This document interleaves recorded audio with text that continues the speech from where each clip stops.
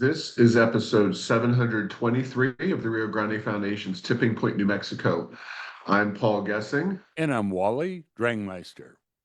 I'm president of the Rio Grande Foundation, New Mexico's free market think tank. You can find out more about the foundation at riograndefoundation.org. Well, Wally, of course, astute viewers may note that I am not in my usual position alongside of you at the home studios of Path 3 Marketing. I am out and about. I'm specifically in the Washington, D.C. area where I had a very nice time with my family watching 4th of July fireworks on the National Mall, technically above the National Mall from near the Iwo Jima Memorial, if folks are familiar with the area. And we've been touching the sites and visiting old friends ever since then. You always go back east and realize how joyful humidity can be when it's combined with those very hot temperatures that you have back east. But overall, we're having a great time. Hope you had a good time as well, Wally. Yeah, very nice 4th of July. Little incident at the house. A illegal firework got out of hand in the neighborhood, but our next door neighbor got it put out before too much damage could be done. So the excitement was kept to a relative minimum. Well, I will say that there's nothing quite like going to DC and Arlington and seeing the professional fireworks display sprawled out over the Capitol building, the White House. Well, not so much the White House, but the Washington Memorial and Lincoln Memorials. So I was here, but not present at the signing of the big, beautiful bill, which, Wally, Donald Trump is one of those people that continues to surprise. Uh, I don't think anybody, quite honestly, felt like they were going to get that big, beautiful bill done by Trump's goal of 4th of July, Independence Day. But sure enough, here he was in Washington, D.C., signing that bill right on schedule after all of the machinations, the protesting, and all of the horse trading that wound up going into that bill. And obviously, there are other things going on in New Mexico and across the country, but this one is momentous. It is controversial. It is critical in many ways. So I want to go through what ultimately we're going to see out of this so-called big beautiful bill. I'll say it this way. The governor, our congressional delegation, all of them extreme progressive Democrats. They oppose the big beautiful bill partially because they just don't like anything Donald Trump does. They oppose the bill because it cuts taxes. They oppose the bill because it somewhat reduces the increase in future Medicaid spending and green so-called energy projects and their subsidies. But they don't oppose it for the reasons that some of my own political heroes like Rand Paul and Thomas Massie oppose it. To be clear, I think the big beautiful bill is better than the alternative, but I at least understand and appreciate what Rand Paul and Thomas Massie are concerned about in terms of the increase in the national debt. But Wally, any thoughts before I dive into some of the specifics and many benefits of this legislation? Paula, you alluded to it. It's like if we were say $5 or $10 trillion less in the debt department, you would call this thing the most stunning victorious bill, probably in my lifetime. It's the fact that that we do have such a large debt that is accumulated in ongoing deficits, and it didn't do nearly as much on that regard as some on the conservative side of the spectrum would have certainly liked to see. So it prevents, again, the big beautiful bill prevents a $4 trillion tax increase. It implements work requirements for able-bodied Americans receiving taxpayer-funded benefits. Specifically, Medicaid work requirements apply not just to able-bodied childless adults, but also to parents of children over the age of 14. Reverses electric vehicle subsidies, opens federal lands and waters to oil, gas, and coal mineral leasing, extends tax relief for small businesses by making 20% what's called a 199A exclusion permanent, renews and expands immediate expensing for equipment and machinery, and makes the extensions permanent, cancels Biden's student loan bailouts, requires states to pay a higher match for food stamps and strengthens work requirements for those, expands health savings accounts, and it incentivizes school choice scholarships that empower American families and students to choose the education that best fits their needs.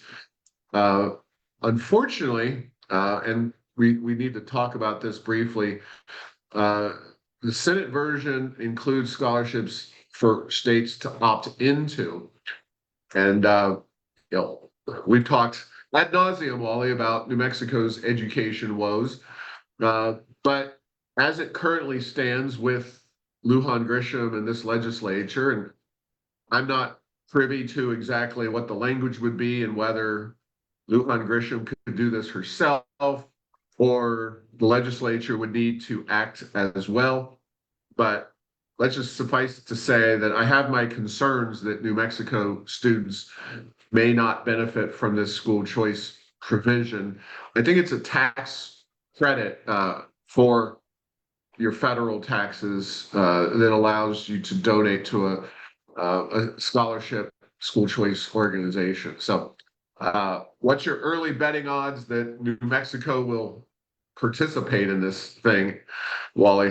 Well, the devil's in the details, and the school choice side, there are many public choice options, charter schools and the like that are operated through regulation of the state. Would that be enough to tip the hand, or the fact that it's not the typical, it would not benefit the typical school that is predominantly union represented going forward? I'm not sure, but yeah, I think you're right that this is certainly not a slam dunk in New Mexico, but hopefully they'll see fit to give this opportunity, because particularly if it's a credit is a fantastic thing. A deduction, it's the amount of the deduction times your tax rate. Let's just say your tax rate's 20%, so $100 would benefit you by 20.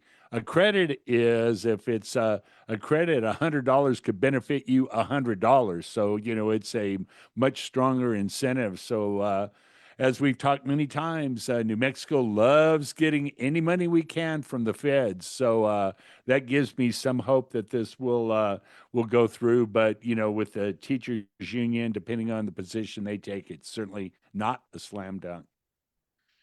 Yeah, and the following's from Catholic Vote. It's a website that looks at issues from a Catholic perspective, and specifically on this, obviously, educational choice is of interest with the Catholic schools. But the article notes that the legislation creates a new federal tax credit to expand school choice by encouraging donations to nonprofits that help families pay for private or alternative K-12 education. Individual taxpayers may claim up to $1,700 per year in non-refundable tax credits for donations to scholarship granting organizations. Those organizations provide scholarships for tuition, transportation, school supplies, and other education expenses. Now, this was championed, the article notes, by Senator Ted Cruz. Now, my understanding basically of these tax credits and the way these things tend to work is that it is not for your own kids' benefit. This is for the benefit of the organization. It's kind of like donating to the Red Cross as a recent example. You may never benefit directly from the Red Cross's services, but you support their efforts to do what they do, providing medical services, and so you donate to them. So this is not something where you would give money and set it aside for your own child or anything like that.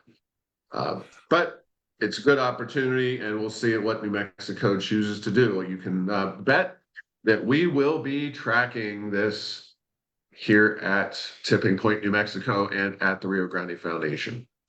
Yeah, and Paul, with the higher level of standard deductions for individual taxpayers, a lot of things that would have created lower taxes by giving charitable contributions, the 20% in my earlier example, if you are charitably inclined in some way, shape, or form from a tax point of view, that first $1,700 would be, about as good as you could do. So it's a very interesting one, and as you say, this will be one to keep track of in the coming legislative session.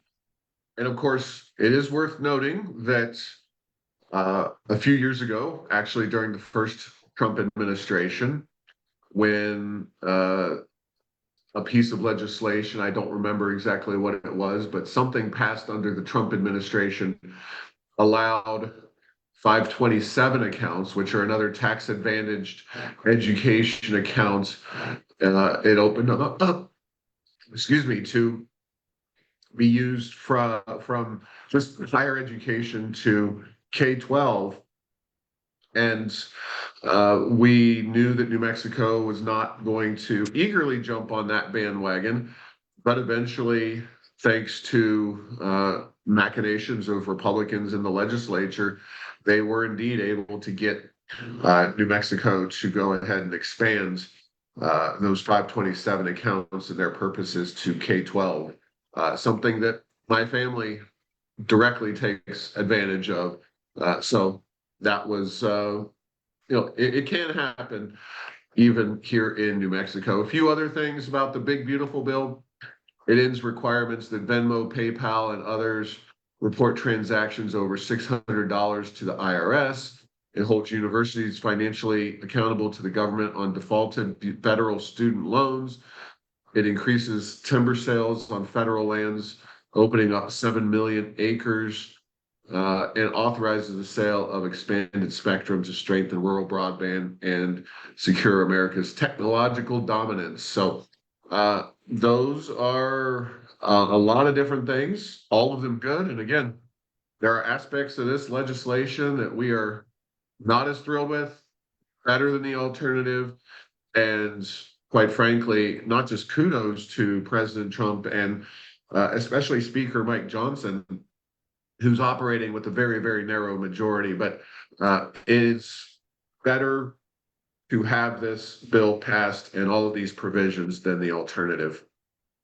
Yep, completely agree. And just a couple quick thoughts is it's going to be interesting to see how the holding financial accountable, the universities, because there's a lot of times where there's a lot of bad degrees and a lot of student debt taken out for students that never graduate. And, there's two sides to that issue. One is that there's already the claim in a lot of institutions that, that it doesn't matter what your grades are or whatever, they'll make sure you get passing grades to keep going. But the other is there's certain organizations that have such a low rate of graduation and are taking a lot of people in that are borrowing a lot of money, whether they put some controls in place because financially it's hurting these institutions of higher learning where they feel it the most in the pocketbook. Yeah, now moving on to other related subjects, we've certainly seen plenty of groaning, moaning, whining, you name it, from our congressional delegation, our governor, another group that is not happy, which is of course related to this issue within the big beautiful bill, is renewable subsidies and green energy, et cetera. As the bill was moving towards passage, a gentleman named Jim Desjardins, he is the head of the Renewable Energy Association here in New Mexico.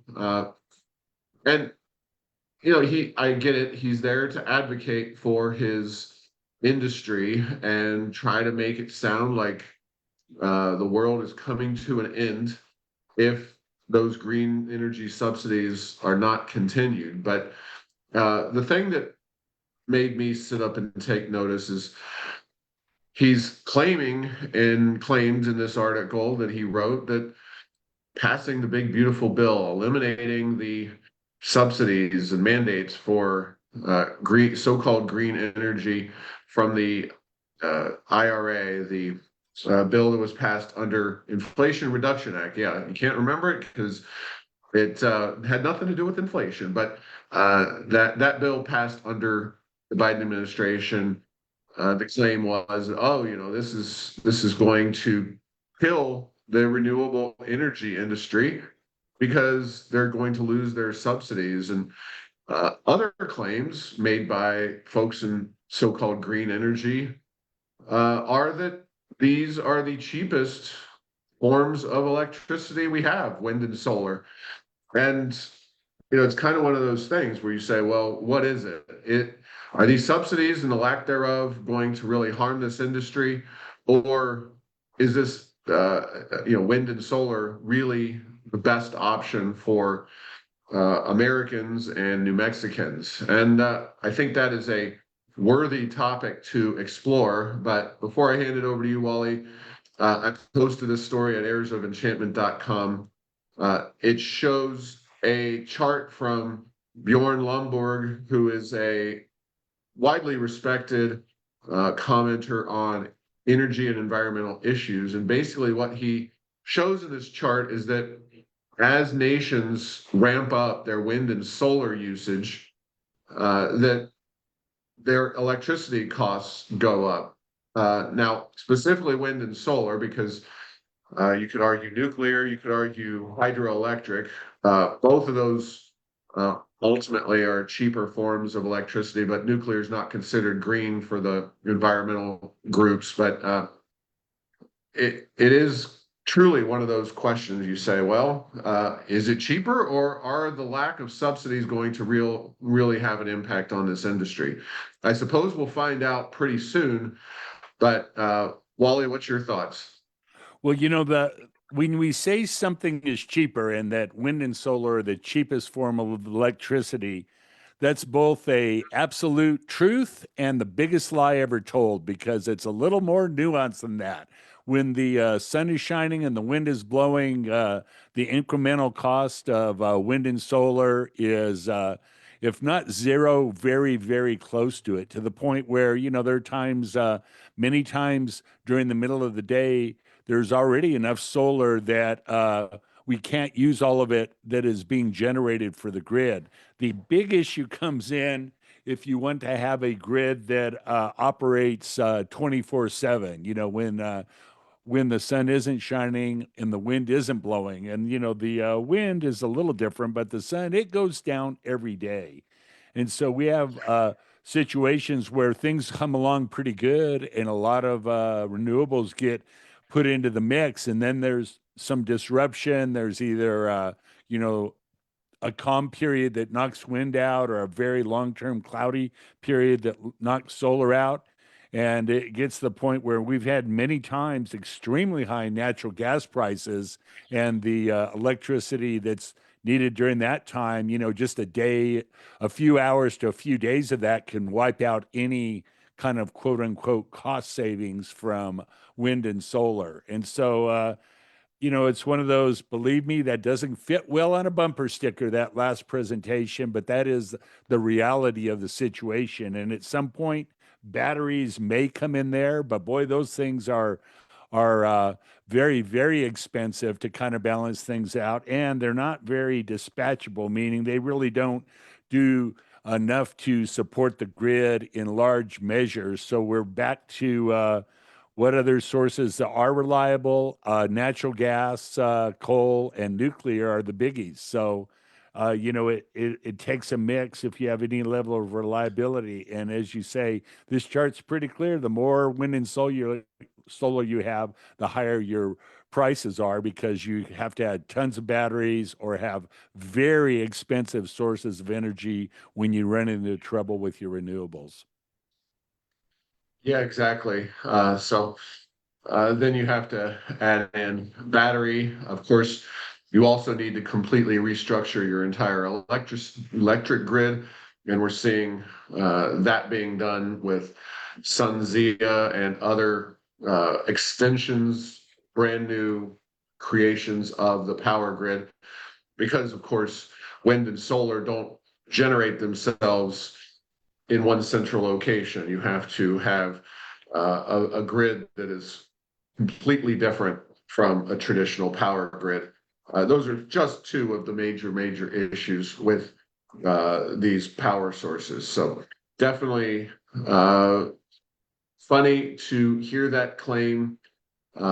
I, for one, am glad that the big beautiful bill has these provisions in there, and we'll see what happens with wind and solar. I suspect that they'll continue to grow. Of course, states like New Mexico have various subsidies and mandates, so that just because Washington D.C. is not doubling up in a way that the states are also doing, so doubling, between the state and the Fed, you are still getting that kind of subsidy for wind and solar. All right. One more thing, well, two more things, kind of, but one more thing directly about the big beautiful bill. And again, I just repeatedly and trying to point out the hypocrisy of our political leadership. The same week as the big beautiful bill was signed, we have the spectacle of New Mexico's politicians whining, saying, this is going to devastate New Mexico. We're going to see hospitals close, all the bad things. And unfortunately, and we know this, Wally, we talk about this, we try not to get too tied up in what the media is saying and doing because we try to create our own media. But you won't find many, if any, New Mexico-based counterpoints to, oh, this is horrible for New Mexico, this is devastating for New Mexico, the big beautiful bill is awful. And it's one of the unfortunate things about being in a uniparty state like New Mexico is. But the reason that, the latest kind of hypocrisy is that New Mexico, sitting on $60+ billion, just made a decision last week to send $2 billion of those dollars out for investments through the State Investment Council. And, we could or should either rework our economy, develop our economy, cut taxes, and do all the things that we really want to do. Or if the hospitals are truly in trouble, we can always use some of that massive $60 billion to pay the bills for those hospitals and people to get medical care. So one of those options would be preferable to the whining and caterwauling we hear from Lujan Grisham and our congressional delegation. Yes, Paul, and it does strike me as well is that we spend lots of time trying to get more and more federal dollars into New Mexico, and we call that, and at some level, it's probably somewhat accurate, call that economic development. But we've talked many times is that that is not an infinite pool of money, and with the debt level where it is now and the deficits we're running, there may be many more things like this, which just means it's the states that do a good job of developing its own private economy and encouraging business growth and employment will probably do a lot better than those that just sit back and wait for the dollars to flow in to New Mexico, or in the case of New Mexico, go out and actively lobby for ever larger amounts of money coming into the state. Yeah, New Mexico acts like a poor state because we are a poorly governed state. When you're dealing with just kind of casually sending $2 billion to invest out of state, it definitely screams hypocrisy and or bad management. And I think we can say that both of them are problems right here in New Mexico. Um, so the last one is more about wind and solar, but a little different take on things. Forbes magazine recently made their list of the top wealthy people by states across the entire country. And I don't think it's going to surprise anybody to know that New Mexico, relative to other states, our top person on the list is well down the list. We're not at the very, very bottom. There are states where the wealthiest person is less rich than here in New Mexico, but not a whole lot of them. One of, I think, the shocking things is that it is not oil and gas, though, Wally, that leads this person to the top of New Mexico's list. It is solar energy. Ron Corio of Array Solar, $1.7 billion in assets, the first ever billionaire in the state of New Mexico. And somebody who obviously, getting back to the previous conversation about the big beautiful bill and the subsidies for wind and solar, it will be interesting to see what happens next for Mr. Corio and his Array Solar, as well as a lot of other wind and solar related companies. But yeah, this gentleman is the wealthiest person in the state of New Mexico. Yeah, and his company has made quite a bit of news over the past several years, but not he personally nearly as much. And I believe that has now changed with this article. And it's amazing that it did come out of an alternative energy field, but it did come out of an energy field in New Mexico.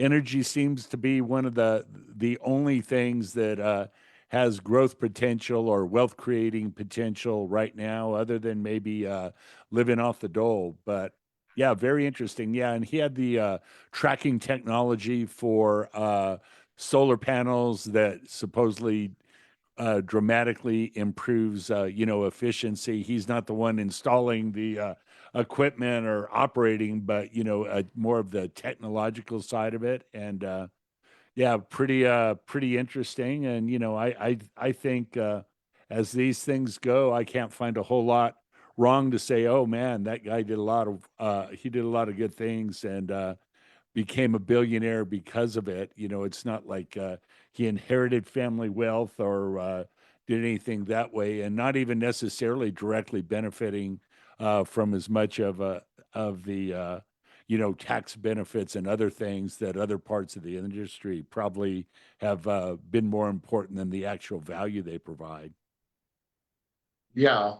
Um, yeah, nothing against him as an individual by any stretch of the imagination. It is somewhat surprising given New Mexico's economic reliance on oil and gas and the fact that oil and gas is a good way traditionally in this country to build quite a bit of wealth, but that industry doesn't have the people headquartered here, heading up and building big corporations relating to oil and gas here in New Mexico. And, it is something that with a state with only 3 publicly traded companies, you have very few options for making the kind of money that lands you on this list. But I want to go through a few highlights, a few topics of information of interest.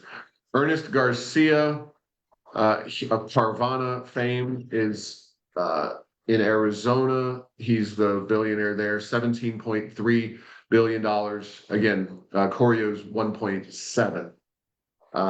Mark Zuckerberg, of course, your friend and mine, Wally, from connecting to this particular podcast. I joke, not our friend. I wouldn't mind getting to know Zuck, but he Yeah, we 189. invite you on the podcast if you want to come talk. We'd love to Yeah, visit with since you. since Facebook carries this show, would love to have Mark Zuckerberg on. Yeah, tell Joe Rogan to take a rain check. Phil Anschutz from Colorado, $16.9 billion. Jeff Bezos, born in Albuquerque, New Mexico. I did not know he had moved personally to Florida. Of course, he recently got married to a New Mexican. Bezos at $206 billion, now based in Miami, Florida.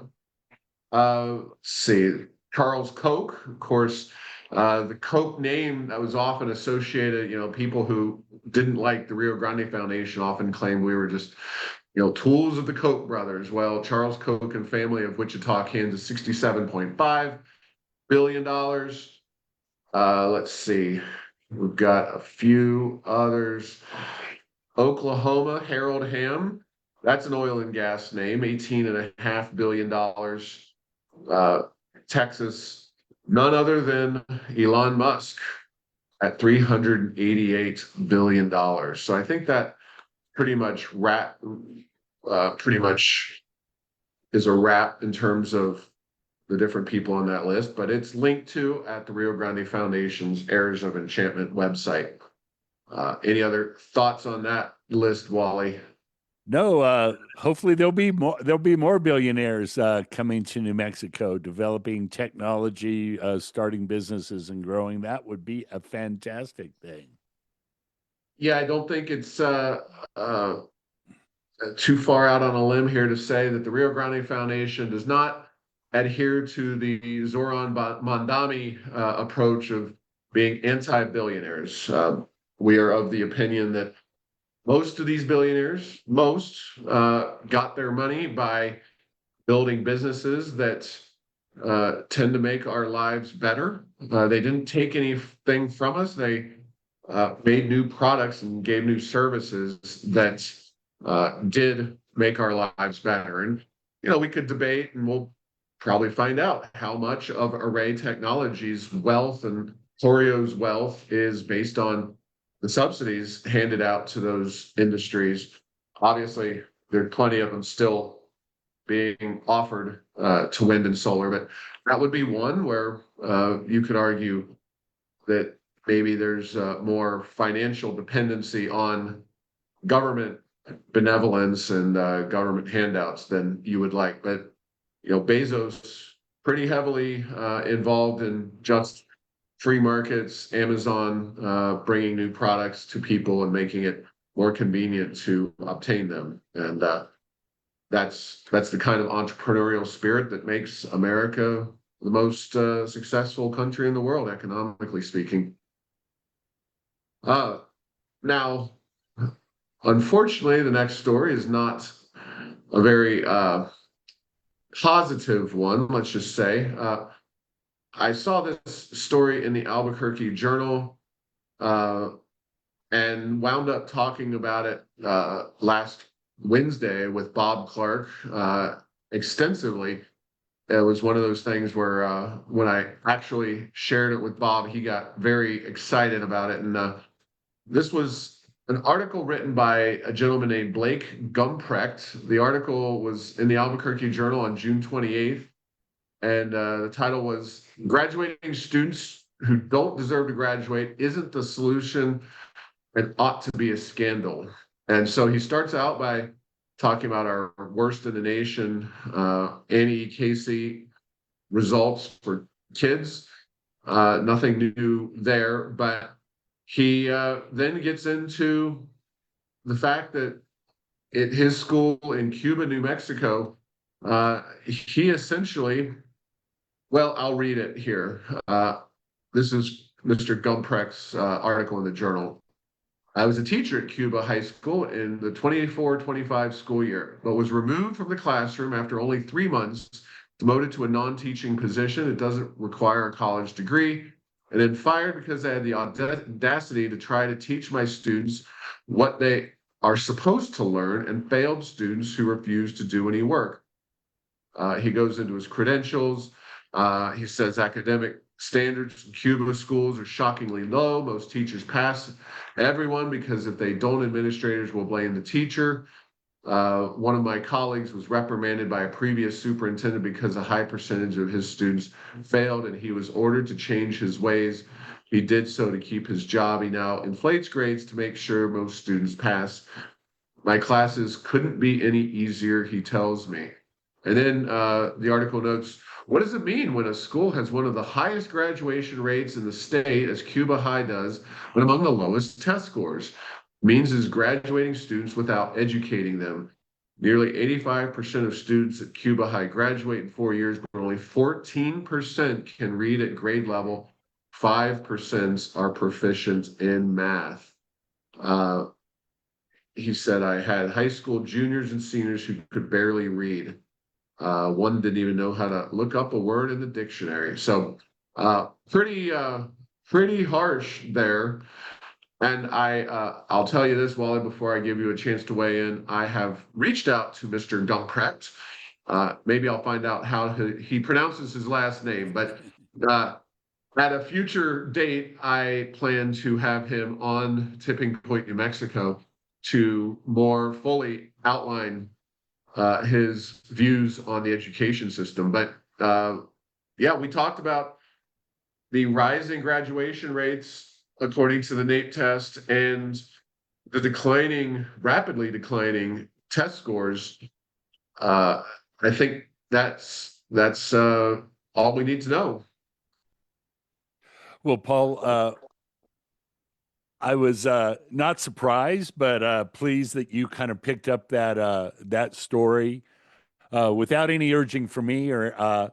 But when I read that, I was just going through the Albuquerque Journal one morning, and man, that was one of those that I had the most sinking feeling. It's just like, as with all the challenges we have in education, that was just horrendously bad news that you know, uh, yeah, it's like if you're graduating students and they don't have any learning under their belt, that is not the way for, to get good jobs and stay in New Mexico and become a quality employee and, make our state stronger economically, socially, every other way. Uh, yeah, and I don't know if I was shocked. I would say I was highly surprised that, it had gotten to that point that, we're doing a great job. Our students are staying in school. They just aren't learning anything, at least in Cuba, New Mexico. Yeah, and of course, how much this happens across the state is not, I think we know that it happens fairly regularly uh, in certain schools that face challenges, socioeconomic and otherwise. There are, of course, other schools where it probably doesn't happen very often, or at least not in certain classrooms and certain educational environments. But uh, it, the fact that it is allowed, the fact that we don't have, we haven't eliminated social promotion in our schools is an indicator that we just aren't necessarily ready to face the truth, which is that a lot of our kids in certain schools are not willing or able to do the work necessary to make that diploma worth the paper it's printed on. And that's not a good situation. It doesn't make New Mexico an attractive place for businesses to come to. We have these job training programs, which of course we invest our tax dollars in. JTIP. I almost wonder to myself. I say, well, what jobs are they really preparing people for, or is this more of a remedial education kind of situation where an employer just needs people to be able to do common tasks that uh, they would normally expect to be done, but they need another round of education, potentially with people who are a little more motivated in the form of a paycheck and a steady job, that they might be more willing to actually attend and really put their heart into reading and arithmetic, etc. So hard to say, but it does seem like this state constantly is spending money to make up for the failures of the education system. Also, of course, remedial learning at the higher education level as well. Yeah, and just real quickly on that point, yeah, there's been a lot of great inflation in higher education as well. So maybe not to this point, but with the lottery scholarship, a lot of benefits available to go to school. There's still a lot of pressure, according to some professors that I've talked to over the years, to make sure that those students are passing and they stay in these higher level institutions as well.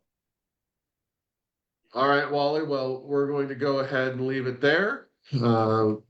Thanks for listening to this week's episode. Find all episodes at tippingpointsnm.com or at the Rio Grande Foundation's YouTube channel. Subscribe to this show at Apple, Stitcher, or tell Google Home to play Tipping Point New Mexico. Thanks to Path 3 Marketing for producing this show.